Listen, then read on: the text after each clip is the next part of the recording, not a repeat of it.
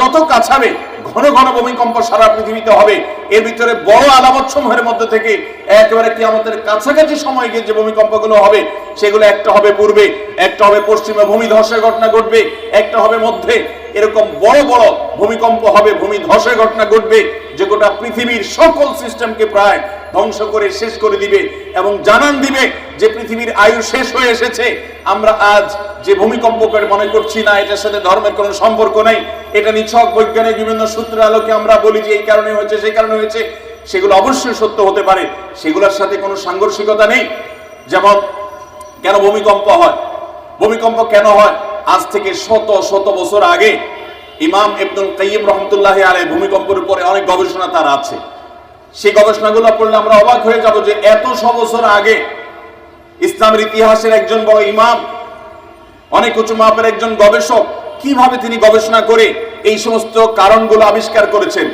আমি নিজে ইবনুল কাইয়িম রাহমাতুল্লাহি আলাইহি এর এই সম্পর্কে গবেষণা পড়ে সমসাময়িক বিজ্ঞানীরা আজকের যে সায়েন্স এবং বিজ্ঞান ভূমিকম্পের যে কারণ দর্শায়, এটার কারণ যেগুলোকে ব্যাখ্যা করে উল্লেখ করে, সেগুলোর সাথে মিলালে দেখি অবিকল মিলে যায়। অবাক করা বিষয়, সে তখন তিনি গবেষণা করে গেছেন। এরকম বাহ্যিক কারণ থাকতেই পারে।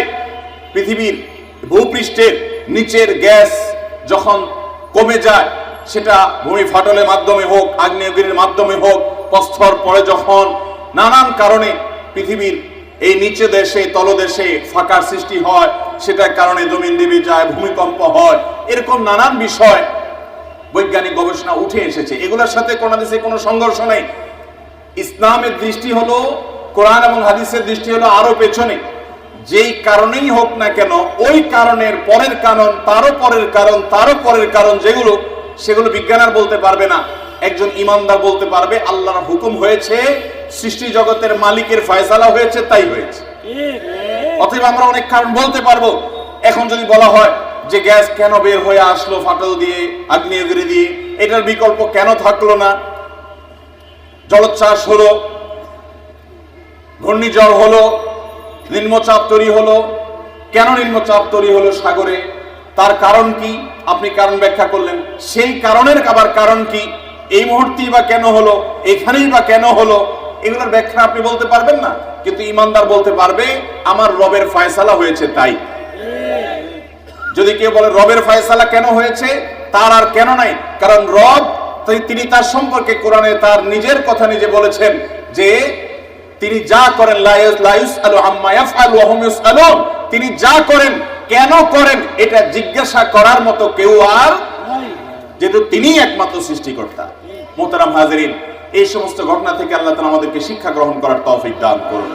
অতএব যারা আমরা এই যে বিভিন্ন রকমের ডিভাইস দিয়ে চন্দ্রগ্রহণ সূর্যগ্রহণ উপভোগ করি, বিভিন্ন প্রাকৃতিক এই ধরনের ঘটনাগুলোকে উপভোগ করি, নবী করিম সাল্লাল্লাহু আলাইহি সাল্লাম এই সমস্ত ঘটনার সময় ভীত সন্ত্রস্ত হতেন, আল্লাহর জিকির এবং স্মরণ করতেন, মসজিদে ঢুকে যেতেন এবং ভয় পেতেন, আতঙ্কিত হতেন, না জানে কিয়ামত হলো। কারণ কিয়ামত এভাবেই হয়ে যাবে তিনি জানতেন, ওহীর মাধ্যমে আল্লাহ তাকে জানিয়েছেন। এগুলো শোনার পর আমাদের যে সমস্ত ভাইদের কাছে মনে হয় সেখানে তাদেরকে বলছি, আজ সামুদ জাতি ঠিক একইভাবে আল্লাহর নবী হুদ আলাইহিস সালাম ও সালেহ আলাইহিস সালামের আল্লাহর দেওয়া ভবিষ্যৎবাণীকে এইভাবে তারা তাচ্ছিল্য করেছিল, ঠাট্টা করেছিল, বিদ্রুপ করেছিল। তাদের পরিণতি এবং পরিণতি হওয়ার পর সেই জায়গা, তাদের সে শক্তিমত্তার যে স্বাক্ষর পাহাড় পর্বতগুলো, তাদের সে আবাসন, তাদের সে জায়গাগুলো আল্লাহ তাআলা এখনো রেখেছেন, কিন্তু আমরা শিক্ষা গ্রহণ খুব কমই করি। আল্লাহ রাব্বুল আলামিন আমাদেরকে ঈমান আনার তৌফিক নসিব করুন।